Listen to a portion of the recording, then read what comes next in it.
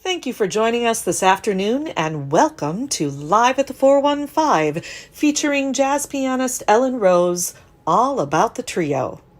Joining her are the usual suspects, plus one: Paul Keller on bass, Pete Siers on drums, and special guest vibraphonist Cary Kocher.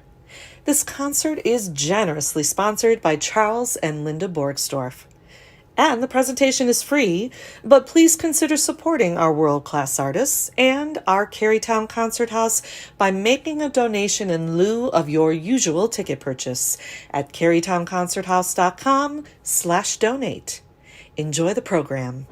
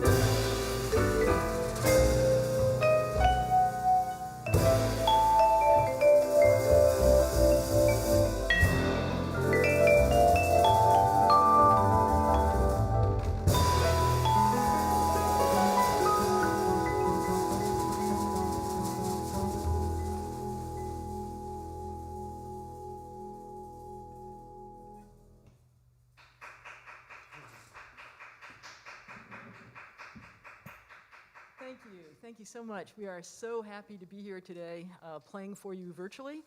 I don't think it goes without saying that we can't wait for when we're playing with you actually here, but knowing that you guys are out there is very inspiring for us. So let me take a second to introduce the band. Cary Kocher on the vibes. Behind me on the drums, Pete Siers. Directly behind me, Paul Keller on the bass. I'm Ellen Rowe, and we are very happy to, thank you. And we are very happy today to bring you this program of Vibes Piano Quartet music. We'll be talking a little bit about some of the vibraphonists that we're featuring, as well as some of the pianists, talking a little bit about the history of some of the groups. And we started off with my arrangement of Greensleeves, and this would have, of course, been on our December concert, but I just like this tune so much. I really feel like it is a timeless tune, so I thought even though we're past the holiday season, it was suitable to bring it out, trot it out, as you will. And that arrangement is definitely MJQ, Modern Jazz Quartet influenced. It's got a lot of written out components, but there's also, of course, improvised components. And Cary and I will demonstrate in a minute some of the counterpoint, which was sort of a feature hallmark of the Modern Jazz Quartet. So just a tiny bit of background here. The initial members of the Modern Jazz Quartet was John Lewis, Milt Jackson, Ray Brown on bass, and Kenny Clark on the drums. This was actually before they became known as the Modern Jazz Quartet. Existed together in the rhythm section of the Dizzy Gillespie Big Band in the mid to late 40s. Once that band dissolved, the group also decided to go their separate ways, but they reunited in 1951 to record an album with Milt Jackson. And then at that point, they thought that they should stick together and do more playing. Unfortunately, Ray Brown, well, not unfortunately, but Ray Brown decided to leave the band in 1952 to go out and do more work with his then wife, Ella Fitzgerald. So they became incorporated at that point with Percy Heath on bass as Modern Jazz Quartet. And then in 1955, I believe, Kenny Clark left the band and was joined and was replaced by Connie Kay. And that is the personnel that we really think of as, or we know as, the Modern Jazz Quartet, who stayed together basically until 1997. So that's a long history with a lot of records. They became extremely popular. They had kind of a crossover appeal because they had classical elements, thanks to John Lewis's vision and compositional prowess. Sort of compositional, classical composition elements that also worked into the arrangements and their performances with all the elements of blues and swing and jazz that they were always known for. So I do have one or two little quotes here that I wanted to read. Percy Heath remembered this conversation that he said happened in Milt Jackson's Cadillac on the way home from a gig. Said, John Lewis had this idea to write some different music for the instruments that were in the quartet and wrote Vendome and a few other very orchestrated pieces. He wasn't interested in writing for Milt Jackson's quartet per se, as they had performed earlier, so we became a partnership, a corporation. The Modern Jazz Quartet was a performing entity. John's vision for the group was to change the music from just a jam session or rhythm section and soloist idea to something more. We were all equal members, and the dress, the wearing of tuxedos, and trying to perform in concert rather than in nightclubs was part of what he envisioned to change the whole attitude about the music. So that kind of brought a different, maybe a slightly different audience to the music than had they just been performing in clubs, and I think had something to do with their commercial success and the fact they were able to argue for higher wages, higher pay. One more quote here. In his book Visions of Jazz, Gary Giddens summed up their legacy with an explanation of the jazz scene in 1992. Young bands, quote, young bands customarily performed in concert and at festivals, often in tailored suits. Composition was as widely vaunted for small ensembles as improvisation, and flawless intonation was considered vital. Such traditional jazz devices as polyphony, riffs, breaks, boogie bass, mutes, and fugal counterpoint, as well as a repertoire that ranges over the entire history of the music, were everywhere apparent. You could say that the Modern Jazz Quartet now resided in a world at least partially of its own making. So I thought that was an interesting quote. So what we'd like to do right now, just to kind of show you some aspects of this arrangement, Cary and I are going to demonstrate the written counterpoint that I did underneath the melody, and then we'll also demonstrate the improvised counterpoint that we did. So, and Paul and Pete, you're welcome to join us if you want. Okay, letter A. 1, 2, 3, 2, 2, 3.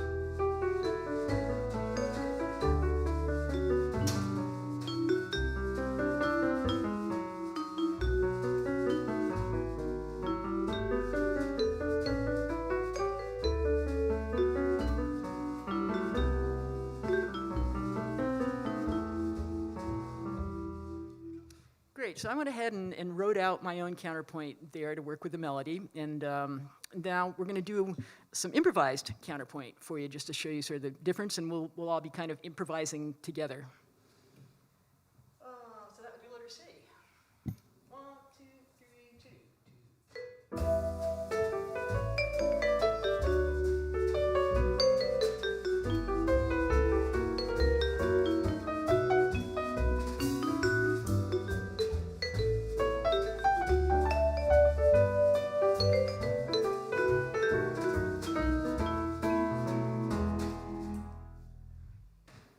Thank you very much. We're available for parties, for counterpoint parties. Okay, so I think right now I'd like to turn it over to Cary, who is going to just do a little demo with the vibes and maybe talk a bit about Milt Jackson and what set him apart. Okay, well, Milt was a Detroiter, first of all. We have to say that. In fact, I noticed that all the players we're hitting on today are not New Yorkers.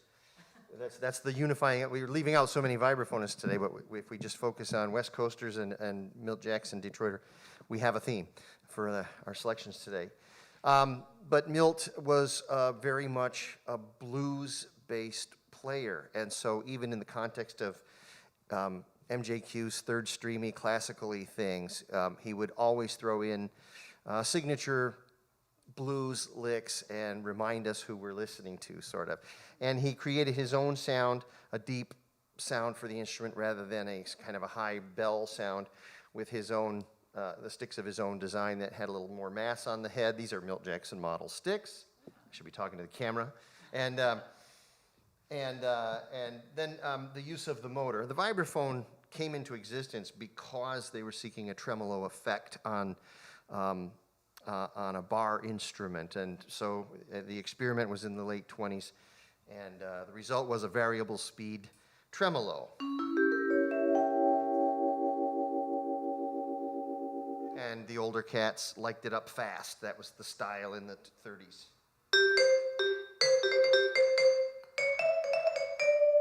They liked the high speed, but Milt slowed it down and it got a lot more soulful. Too fast.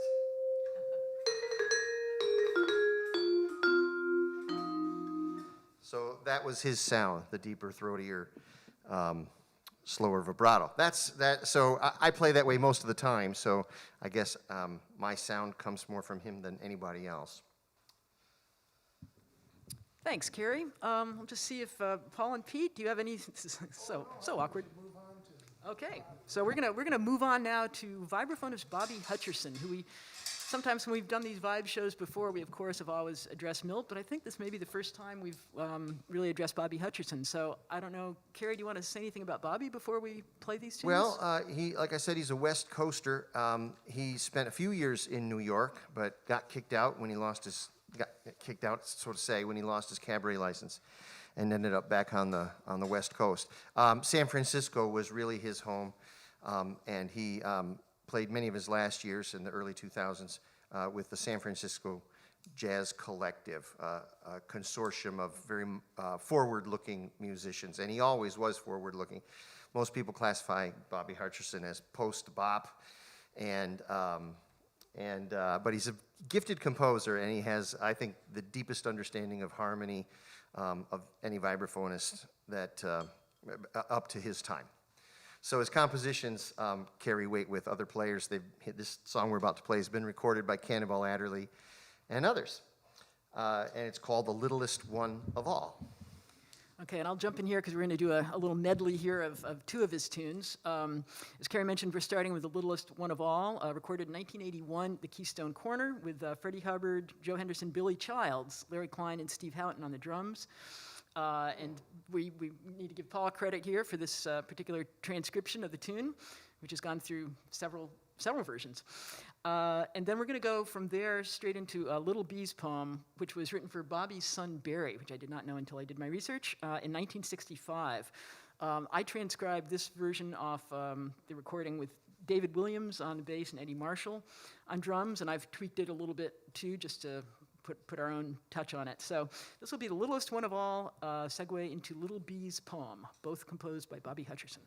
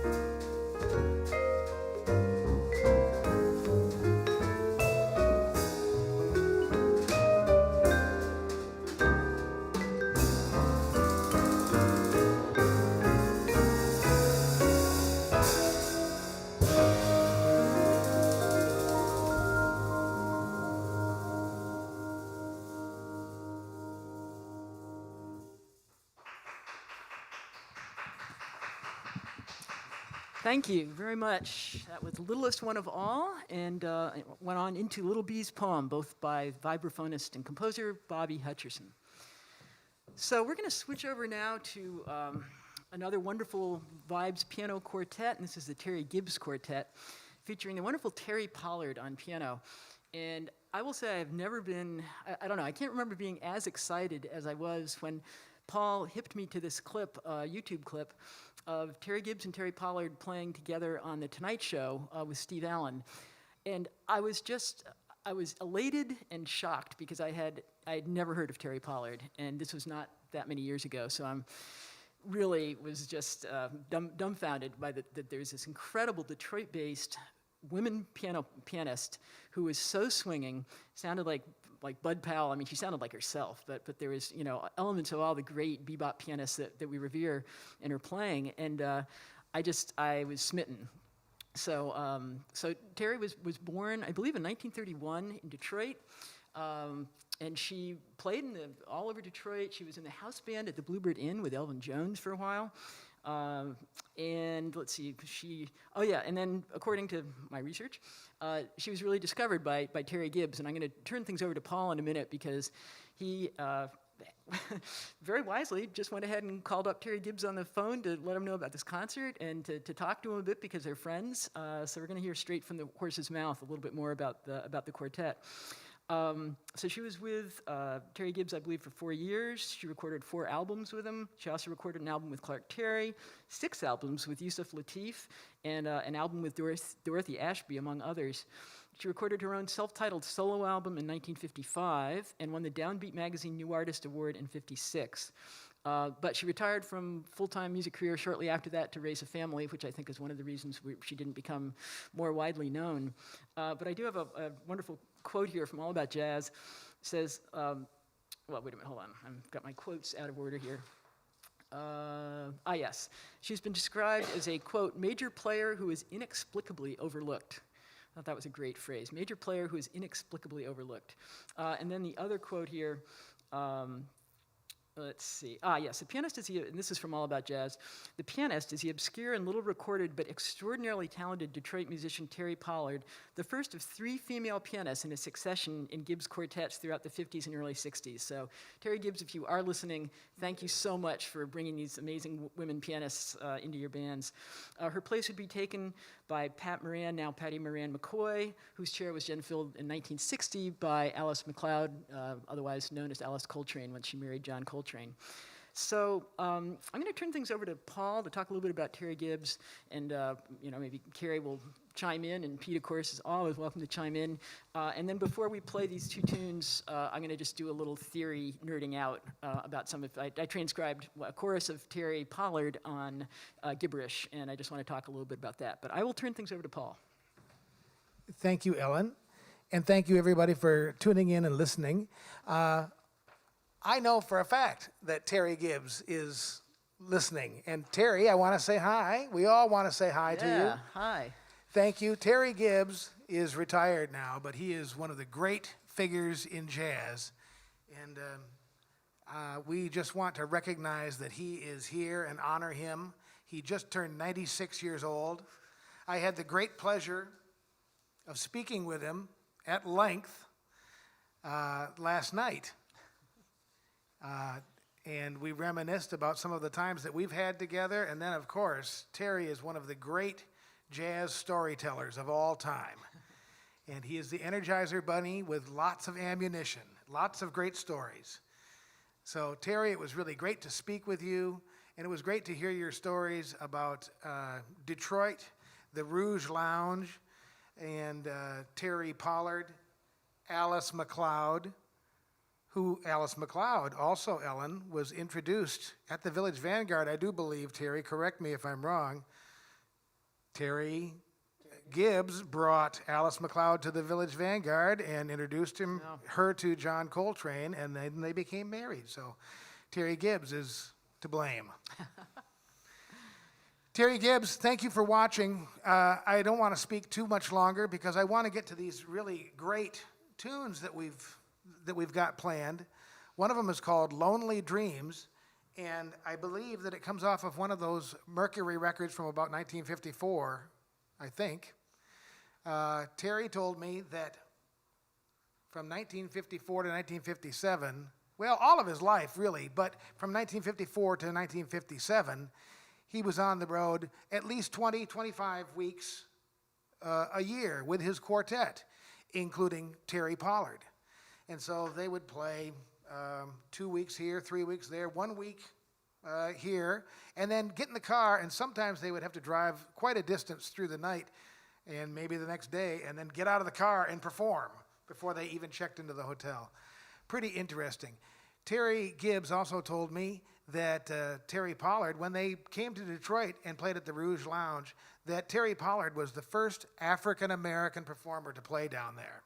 The story goes on deeper than that, but just another salute to one of our hometown heroes, Terry Pollard. We loved her, and if you haven't heard of her, or if you don't have any of her records, or any of her records with Terry Gibbs, I urge you to go and get those. In fact, you know, if you want to go get Terry Gibbs' book, it's called Good Vibes, and there are tons of really great stories in there. Good Vibes by Terry Gibbs. Okay, I could go on and on with the stories just like Terry did yesterday, but I think that we should get to the music and play Lonely Dreams. Now, we thought that maybe this was a Terry Pollard composition, but that's one of the reasons I called up Terry. And I said, Terry, can you give us the lowdown on this? And he said, well, they spent all those years on the road, and he would be writing compositions because he had a contract with Mercury Records to produce 3 records every year. 3 records a year for those 4 years. And Lonely Dreams is one of the songs that he wrote when Terry Pollard was in the band. So let's start with Lonely Dreams, and then we'll move on to Gibberish. And I think Ellen wants to speak about that, but here we go with the Terry Gibbs pack. Okay, since we're going to go from one tune to the other, that was a lovely segue that Paul gave to set up Lonely Dreams, but I am going to barge in here and do my little theory nerding out here for a second, just as part of our edutainment. So one of the things that I like to talk about when I'm talking about improvisation is the fact that what we are all doing is basically creating spontaneous melody, hopefully in the style of the piece that we're playing, over existing chord changes to the piece that the original composer wrote. So in this case, Gibberish is a Terry Gibbs composition.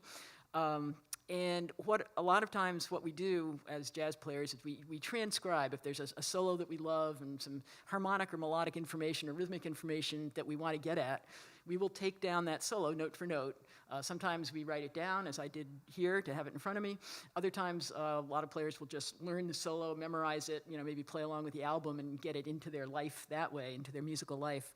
So I wrote this down, and I think I mentioned that she reminded me, some of her language reminded me of some of the great bebop pianists like Bud Powell.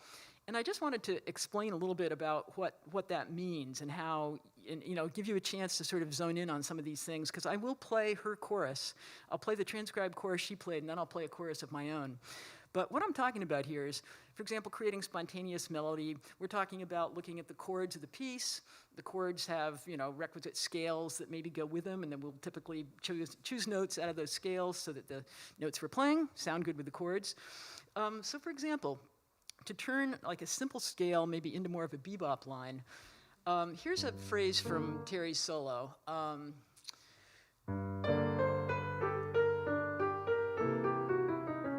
I'm not swinging that. I'm just trying to give you the outline of the notes, but yeah, that's just a beautiful bebop jazz phrase. Okay, here's if she had just played a scale.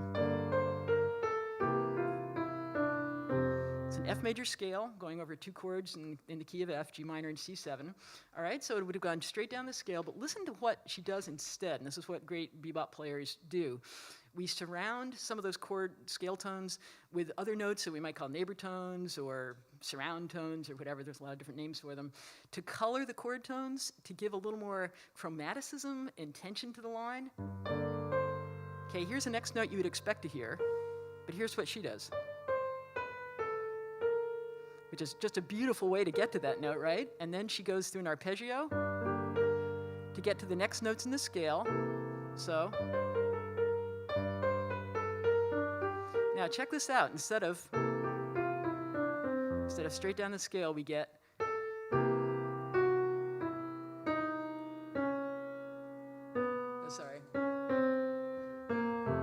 so that the chromaticism, those beautiful color tones are really what one of the elements non-rhythm. We're just talking about melodic elements now, but some of the tension release and the beautiful things that bebop players add to their melodies to either maybe delay a resolution to a chord tone or to just add more life or momentum even to a line. So I'm going to play the line again. So I could go on and on about this. I'll only do one more example. Here's a nice little sort of blues bebop. There's that little chromatic to get to the chord tone on the downbeat. Okay, here's another great example. Okay, here's our arrival point, the chord tone, but listen how she gets there.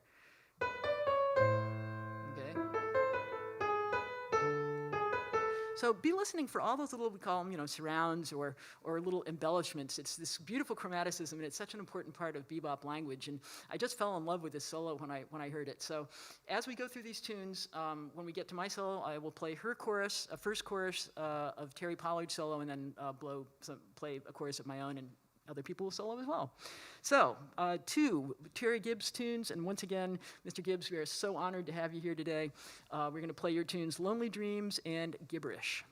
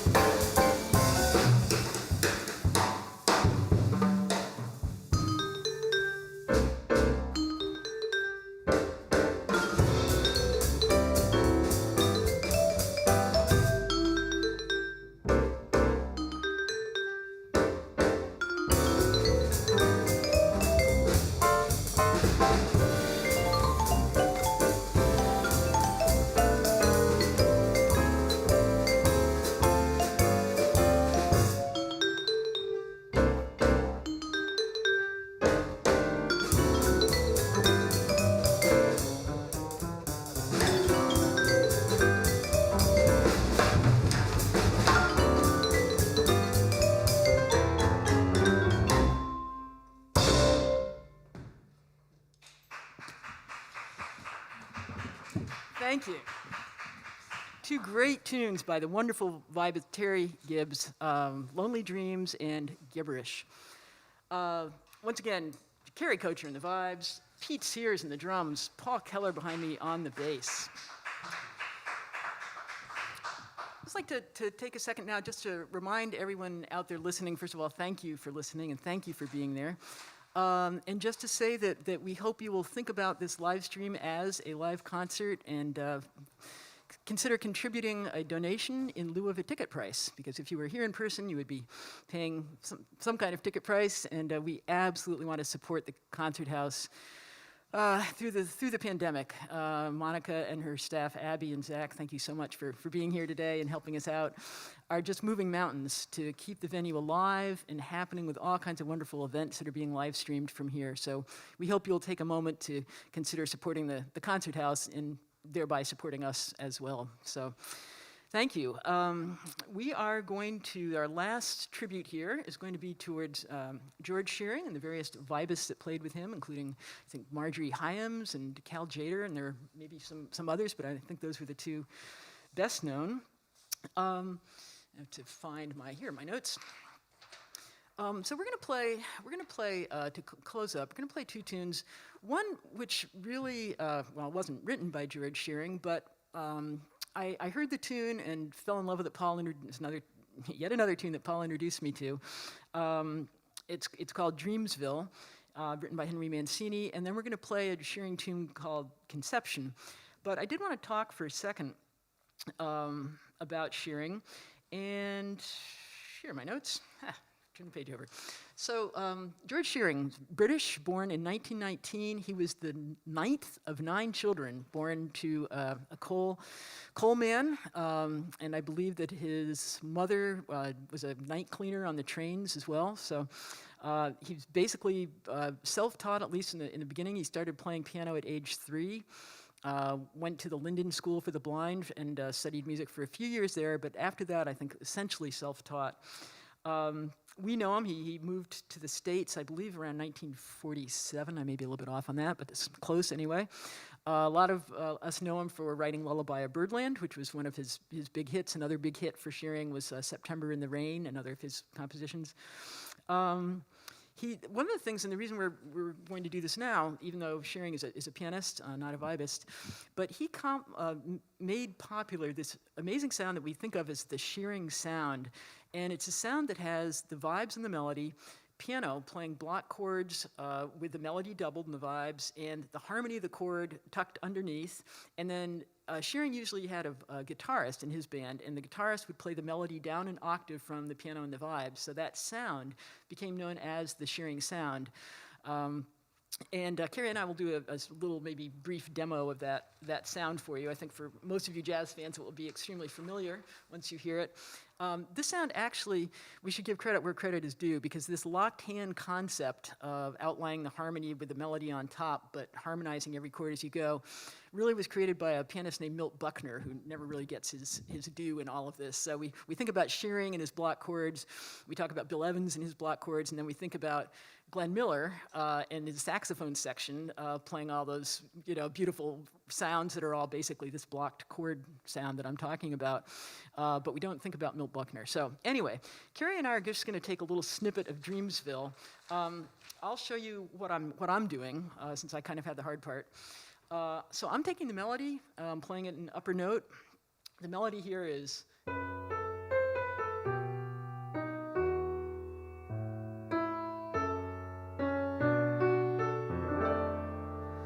So maybe we'll just do that much of it. So my job right now is I'm looking at a chord symbol, in this case F sharp half diminished, for those of you have your chord charts at home.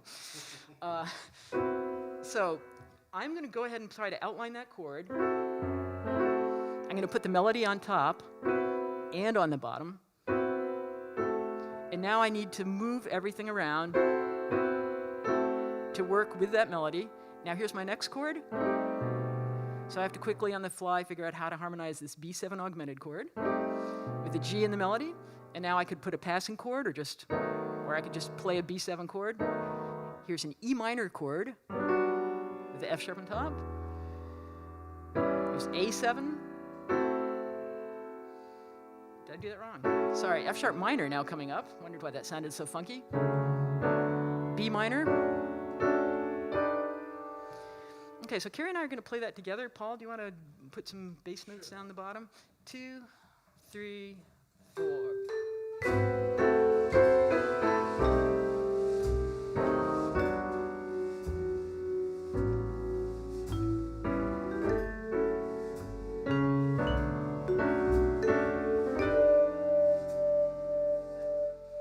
Great, and there'll be another 4 bars of that sort of sound when we actually play the tune. So that's kind of the quintessential Shearing sound that we often associate with him, although he also was a fabulous bebop player. And as you will hear when we play Conception, definitely a bebop tune, somewhat up-tempo, lots of complicated, well, not that complicated, but somewhat complicated chord changes. Very, very different from this very beautiful, lush sound that we're playing right now. I did want to share one other thing here. I've got 2 little Shearing anecdotes. One, I think Marion McPartland shared this with me, but she remembers, she told me about an instance where she was with Shearing, and someone asked him if he had been blind his entire life, to which he responded, "Not yet," which I thought was a pretty witty answer. And then the other one I have to read out of this incredible book. This is another great book you guys should all have if you don't. Jazz Anecdotes by Bill Crow. So here's another, let's see. Oh yeah, here we go. Okay. At a party being given at the Lincoln Center Library by Oxford University Press to announce the publication of Marion McPartland's book, All in Good Time, Shearing was introduced and graciously consented to play a couple of tunes. Later, Marion saw George and his wife working their way toward the exit and called to him on the microphone, "It was wonderful of you to come and play for us, George. I can't thank you enough." George waved a hand and smiled devilishly. "Then send up someone who can," he said, and disappeared into the elevator. So there you had the witticisms of a few of George Shearing. There's many, many more where that came from. So let's just see. Do you guys have anything to contribute right now about Shearing? And this is pretty much our closing. No, that was awesome. Let's go. Yeah? Good? All right, so with that, we're going to close out with these 2 tunes, Dreamsville and Lonely Dream. Sorry, Dreamsville, I've got my dreams mixed up, and Conception. And once again, we want to thank you so much for being here. We want to thank Monica and Abby and Zach and all of the staff that work here at the Concert House for keeping this alive and vibrant during the pandemic, which is such a feat, monumental feat. We want to thank the Don Chisholm Friends of Jazz, who are such wonderful supporters of all the jazz that takes place in the Concert House, and especially for sponsoring tonight's concert, Charlie and Linda Borgsdorf, who very generously helped make this happen. So a big thank you to them. We will be back with more all about the trio or quartet concerts coming up in the spring. We definitely have an Oscar Peterson concert planned. Just keep your eyes out for the dates and the themes for those. So with that, thanks again. We're going to close up with Dreamsville and Conception.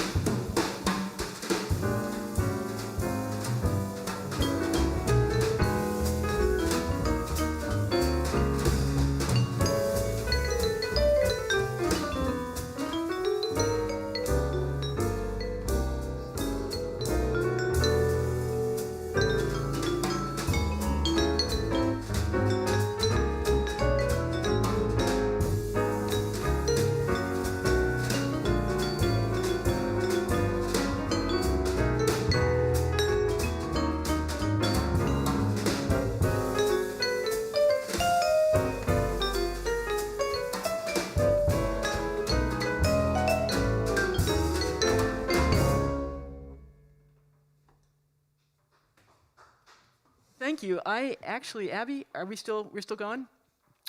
Do we have time to do one more? I actually just completely spaced out and forgot that we do have one more tune, so this is on me.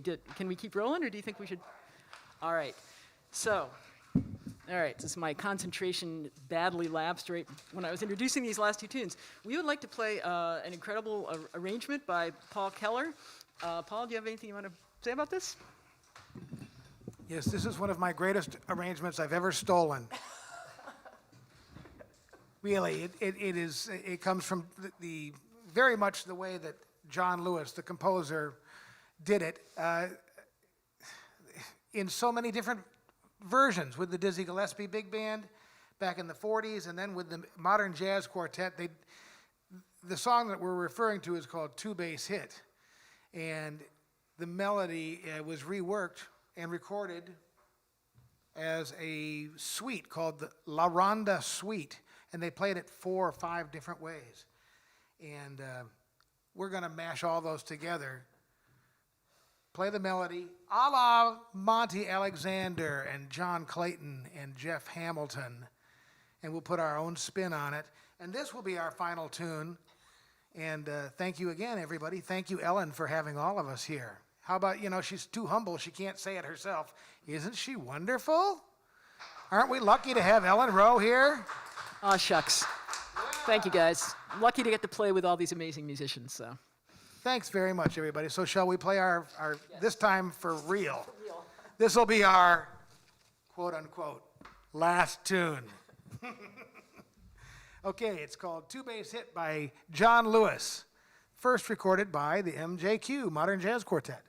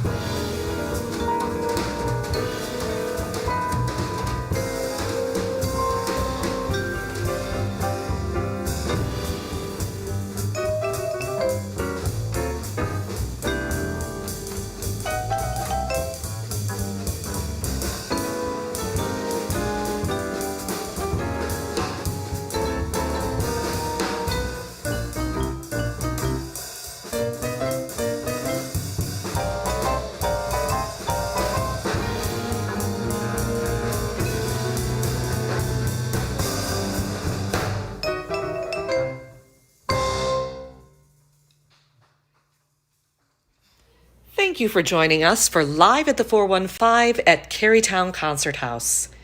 Don't forget to sign up for our newsletter to read about our scheduled concerts, and subscribe to our YouTube channel to be notified about our newest videos and upcoming live streams. Hope you'll join us again soon.